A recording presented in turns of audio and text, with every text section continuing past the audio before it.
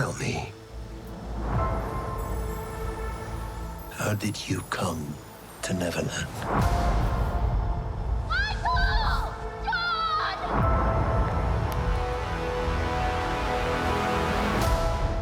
Are you... Los pues. Every last one of us.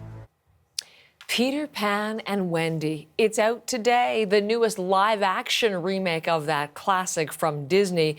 It's Wendy who tells the story, so we get it from her perspective. We see Jude Law in the role of Captain Hook.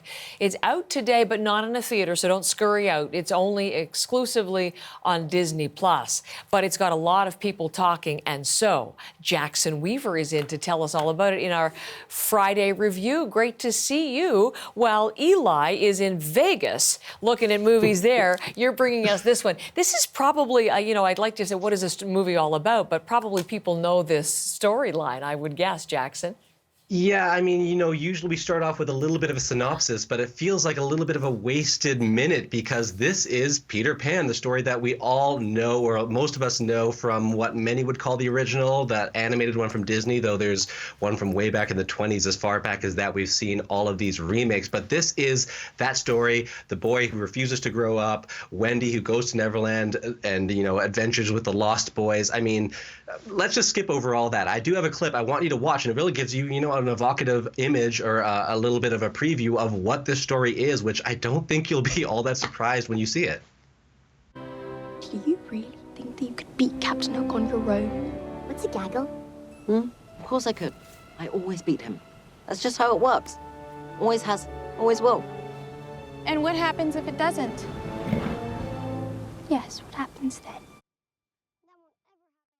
Now, so you saw there Alexander Molyneux as Peter Pan, Ever Anderson there as Wendy, who you might know from Black Widow. She played a young Natasha Romanoff in that MCU movie, and that's Peter Pan. I'm almost running out of things to say. Now that we all know that story, but one of the things that is updated is that location. Now, this Peter Pan and Wendy movie was filmed in Canada, up in Newfoundland, but also you see there on the screen those two rocks. That's in the Faroe Islands, and I wanted to bring that up because as anyone who knows me, sits near me at the desk in the office knows, I will never be quiet about how beautiful the Faroe Islands are. And those two rocks, just so you get a little bit of a fun fact, are a very iconic place in Faroe Islands. You see these books behind me, you might think that they're just, fun props, but this one is those two rocks. You might recognize those two rocks. That is the witch and the giant. They're called there in the Faroe Islands outside the village of Oya. And, this is just a silly thing, but I think it's so beautiful.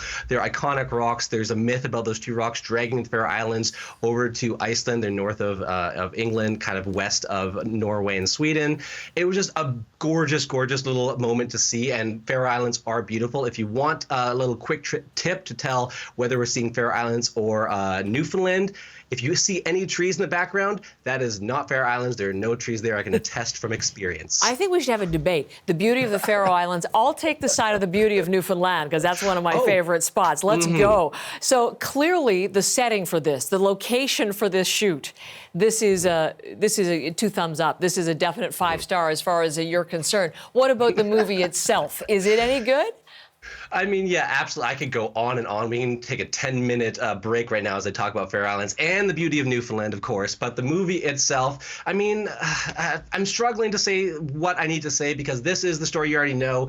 And it's difficult to warrant an adaptation because we have other adaptations in the past. We have Pan, we have Hook, we have Wendy, we have about 3 Neverlands. We have Finding Neverland, we have Return to Neverland, we have about 10 Peter Pans. We have next year's Peter Pan's Neverland Nightmare, a kind of horror version of Peter Pan. So why do you want to remake Peter Pan if you just tell the exact same story?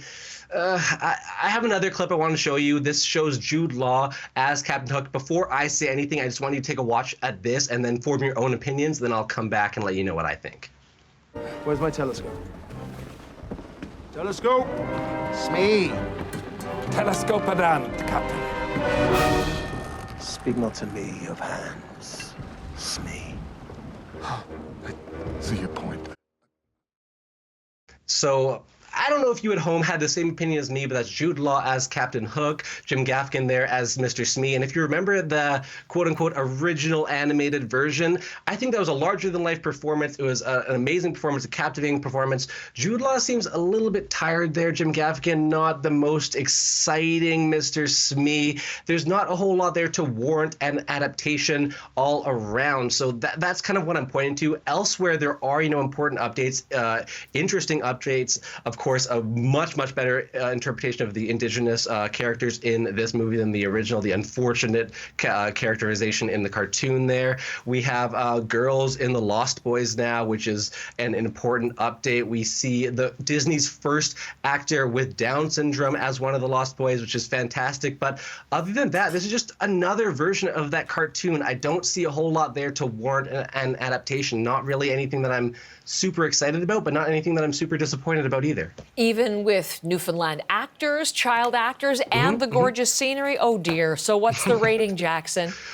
I mean, as you said, it's great to see Canada on screen. I love Newfoundland. I love Faroe Islands, and I would have to give it just a 3 out of 5. It's an all right adaptation. Watch it if you have a spare moment.